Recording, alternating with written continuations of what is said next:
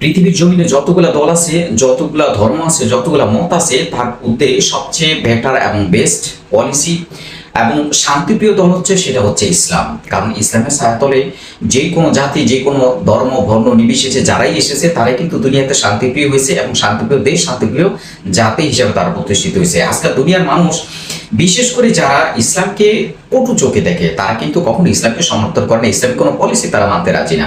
কারণ ইসলামটাকে সবসময় তারা একটা বিদ্রোহ আকারে তারা সবসময় দেখে এবং তারা মনে করে যে তাদের যে অধিকার আছে ইসলাম, যদি ইসলাম প্রতিষ্ঠিত হয় অথবা ইসলামী দলগুলো যদি ক্ষমতা আসে তাহলে তাদের অধিকার, তাদের যে স্বাধীনতা সেটাকে হরণ করা হবে। কিন্তু এটা এক নম্বরে মিথ্যে কথা। কারণ ইসলামের ভিতরে শান্তিপ্রিয় এবং শান্তির দূত হিসাবে সবসময় কিন্তু ইসলামটাকেই অগ্রগামী আপনার দিয়ে আসছে সারা পৃথিবীর মানুষ। কারণ যেখানে ইসলামিক রাষ্ট্র অথবা ইসলামী জীবন ব্যবস্থা প্রতিষ্ঠিত নয় সেখানকার মানুষই কিন্তু তারা মানে যে ইসলামটা হচ্ছে শান্তিপ্রিয় ধর্ম এবং ইসলামের যে সংবিধান সেটা হচ্ছে ওই জাতির জন্য, দেশের জন্য একটা রহমত স্বরূপ।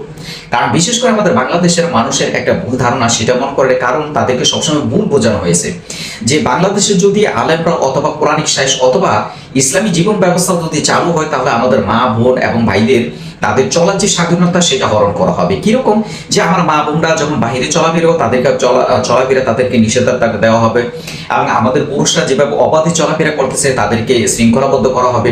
দেখুন তার ভিতরে কি বিষয় হচ্ছে, কারণ মানুষ এমন একটা জীব সেটা হচ্ছে তার সময় সুযোগ পেলে কিন্তু তার লাইন ছাড়া কিন্তু শুধু বেলায় নিয়ে চলে যায়। অন্য অন্য প্রাণীগুলোকে আপনি বেঁধে রাখতে পারেন কিন্তু মানুষগুলোকে আপনি বেঁধে রাখতে পারবেন না। তো তার চলার জন্য একটা স্ট্রাকচার, একটা আপনার ক্যালকুলেট সিস্টেম এটা থাকাটা অবশ্যই জরুরি। কারণ এরকম কোনো প্রাণী পৃথিবীর জমিনে নাই যে তার কোনো ক্যাটালগ ছাড়া সে চলতে পারে। ঠিক মানুষও তো আজকে যদি বাংলাদেশে যদি ইসলাম সমর্থিত অথবা আলেমুলামা সমর্থিত কোনো রাষ্ট্র যদি কায়েম হয়, এ থেকে কোনো মা বোনরা অথবা কোনো বোনরাই নির্যাতিত হবেন না, নিপীড়িত হবেন।